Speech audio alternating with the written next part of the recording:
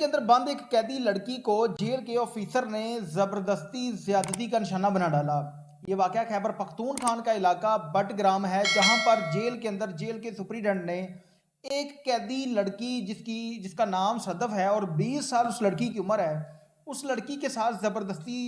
बदफेली की है, दरिंदगी की है। बाद उस लड़की के ऊपर तशद्दुद करता रहा और उसको कहता था कि अगर आपने किसी को बताया तो आप चोरी के पर्चे में आई हैं, आपके ऊपर ऐसी एफआईआर डालूंगा कि आप सारी ज़िंदगी जो है वो जेल के अंदर सड़ती रहेंगी। अब इस केस की असल हकीकत क्या है, ये लड़की कौन थी, जेल में किस तरह आई, आज किस वीडियो में मुकम्मल तफसील आप लोगों के साथ शेयर करने जा रहा हूं। नाज़रीन, आप देख रहे हैं हमारा फेसबुक और यूट्यूब चैनल, मैं हूं आपको मेज़बान उमैर अली। नाज़रीन, बदकिस्मती से हम उस मुल्क के अंदर रह रहे हैं जिस मुल्क के अंदर 3 ऐसे वाक़यात एक ही माह के अंदर रूनुमा हुए हैं, जिसे सुनकर इस माशरे से इंसान का यकीन ख़त्म हो जाता है, इस कानून से यकीन ख़त्म हो जाता है। वो भेड़िए जिन्होंने इस गरीब अवाम को इंसाफ देना था, वही जो है वो अवाम का उठना शुरू कर देते हैं, उनका जिस्म नोचना शुरू कर देते हैं। अब इस माह के अंदर ये तीसरा वाक़या है जहां पर पुलिस अफसरान ने मुख्तलिफ जगहों पर बच्चियों को और बच्चों को ज्यादती का निशाना बनाया। कोदा के अंदर एक ASI था जिसने एक शख्स जिसके ऊपर कोई मुकदमा दर्ज था, उसकी बेटी का नंबर लिया, उसको थाने में बुलाकर उसके साथ मुबैना तौर पर ज्यादती की। अब उस ASI के ऊपर FIR हुई, उसके बाद उसको पकड़ लिया गया। उसके बाद दूसरा वाक़या इस्लामाबाद के अंदर पेश आया जहां पर बच्चों को थाने में बंद किया, और ये वीडियो सोशल मीडिया के ऊपर बहुत ज़्यादा वायरल भी हुई थी पिछले दिनों, जहां पर बच्चे मुख्तलिफ चैनल्स के ऊपर इंटरव्यू दे रहे हैं और बता रहे हैं कि पाशा नामी सब इंस्पेक्टर ने हमारे साथ बदकारी की है, जेल के अंदर बंद किया है और बगैर किसी मुकदमे के, बगैर किसी जो है वो मामलात के उन बच्चों को पकड़ के थाने में लेके आया, हवालात में बंद किया और उसके बाद रात के टाइम उनके साथ ज्यादती की। अब ये तीसरा वाक़या खैबर पख्तूनख्वा का है जहां पर एक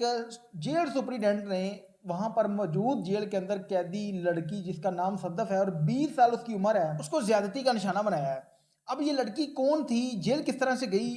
उस बारे में भी थोड़ा सा आप लोगों को बता देता हूँ। इसका इसका जो वालिद था इस लड़की का, उसका नाम था हादी खान। ये गरीब फैमिली से तल्लक रखती थी लड़की, और इसका कोई और शख्स कमाने वाला नहीं था, जिसकी वजह से ये लड़की किसी के घर में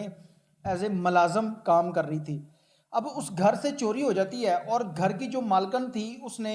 सद्दफ के ऊपर इल्ज़ाम लगाया कि आपने हमारे घर से चोरी की है, जहाँ जिसमें कुछ जेवरात थे और कुछ पैसा था। अब जो सद्दफ का बाप था और सद्दफ थी, इन्होंने उनको सफाई देने की कोशिश की, बताया कि हम लोगों ने इस तरह का काम नहीं किया, लिहाजा आप हमारे ऊपर इस तरह के इल्ज़ामात ना लगान थी। वो थाने जाती है और वहाँ पर जाकर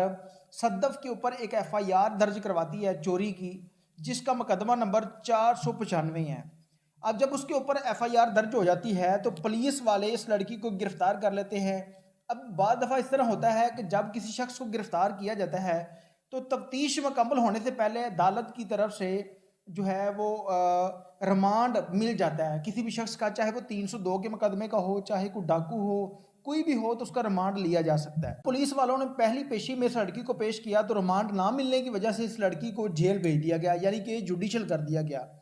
अब जब इस लड़की को जुडिशल कर दिया जाता है तो वहाँ के जो जेल सुप्रीडेंट हैं वो अपने मुलाजम को उस बैरक के अंदर भेजते हैं। अब बैरक क्या होती है कि जेल के अंदर मुख्तलिफ जिस तरह कमरे बनाए जाते हैं कि इसमें 302 के मुलजम होंगे, इसमें चोरी के होंगे, इसमें ये मुनशियात फरोश, इस तरह की मुख्तलिफ बैरकें होती हैं जहाँ पर इस तरह के मुलजमान को बंद किया जाता है। अब जेल सुप्रीडेंट जिसका नाम शहरियार है, SP हैं, ये अपने मुलाजम को भेजते हैं कि इस लड़की को बुलाकर लेके आओ। जब वो जाकर उस लड़की को बताता है कि आपको सुप्रीडेंट साहब बुला रहे हैं, पहचान हो जाती है कि इस टाइम ना तो कोई मुलाकात का टाइम है, क्या मेरी को मुलाकात करने आया है या क्या मामला है। अब वो जो पुलिस वाला था, कांस्टेबल था, उसको कहता है कि वो साहब कह रहे हैं कि आपने ऑफिस की सफाई करनी है। अब जब वो ऑफिस की सफाई करने के लिए आ जाती है तो जो सुप्रीडेंट साहब हैं उस कमरे में जब वो लड़की दाखिल होती है, उसके वो जो शख्स उसको बुला के लेके आता है वो उसको छोड़कर वहाँ से रफू चक्कर हो जाता है। के अंदर जो सुप्रीडेंट का कमरा होता है, ये मेन गेट से 3 गेट गुजरने के बाद आगे उसका कमरा है, यानी कि कोई प्राइवेट शख्स उस कमरे तक उसकी रसाई किसी भी सूरत में मुमकिन नहीं हो सकती, चाहे वो मीडिया वाला है, चाहे कोई एजेंसी वाला है। कदम कदम पर वहाँ पे कैमरे लगे होते हैं और हर चीज़ को मॉनिटर कर रही होती है। जब लड़की उस वहाँ पे चली जाती है तो वो जो सुप्रीडेंट है वो उसके साथ ज़बरदस्ती करने की कोशिश करता है, जिसके बाद जो है वो लड़की नहीं मानती और वो उसके ऊपर तशद्दुद करता है और बांध कर उस लड़की के साथ ज़्यादती करता है। अब उसके बाद होता ये है कि ये जो लड़की है ये किसी तरीके से जो मुतलका थाना है वहाँ तक ये चीज़ पैगाम भेजती है कि मेरे साथ ये चीज़ हुई है। तो वहाँ से पुलिस आती है उस लड़की का मेडिकल करवाने के लिए, उसको लेकर जब जाने लगता है तो उससे पहले पता चलता है कि इस लड़की की ज़मानत मंजूर हो चुकी है और इसको अब छोड़ा जा रहा है। और जब उसको छोड़ दिया जाता है तो वो जो लड़की थी उसने जो उस सुपरिटेंडेंट के ऊपर इल्ज़ाम लगाया था उसका मेडिकल करवाया जाता है और ये चीज़ साबित हो जाती है कि वाक़यातन ही इस सुपरिटेंडेंट ने इस बच्ची के साथ ज़्यादती की है। अब जब ये मामला सोशल मीडिया के ऊपर वायरल हुआ तो अली मीन गंडापुर जो है वहाँ के वज़ीर आला हैं, उन्होंने नोटिस लिया और डीआईजी और जो वहाँ के अफसरान हैं उनकी ड्यूटी लगाई जाती है, एक टीम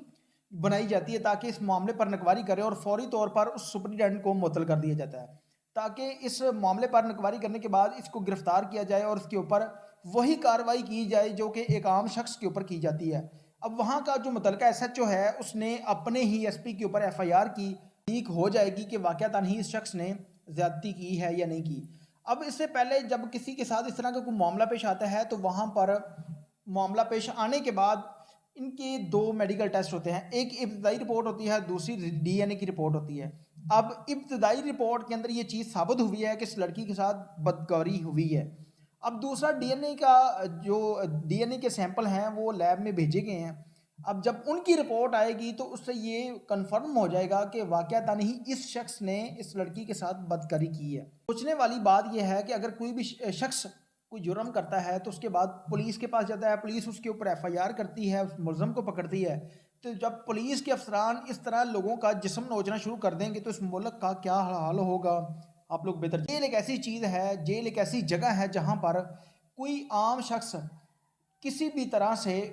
वहाँ अंदर तक जो कि सुपरिटेंडेंट का कमरा होता है वहाँ तक मोबाइल या इस तरह की चीज़ ले जा नहीं सकता, चाहे मीडिया का है चाहे कोई एजेंसी का है। वो मोबाइल वगैरह हर चीज़ पहले बाहर जमा करवाते हैं, चेकिंग होती है 3 से 4 जगहों पर, फिर अंदर जाते हैं। अब जेल के अंदर खवातीन को भी बंद किया जाता है, अगर कोई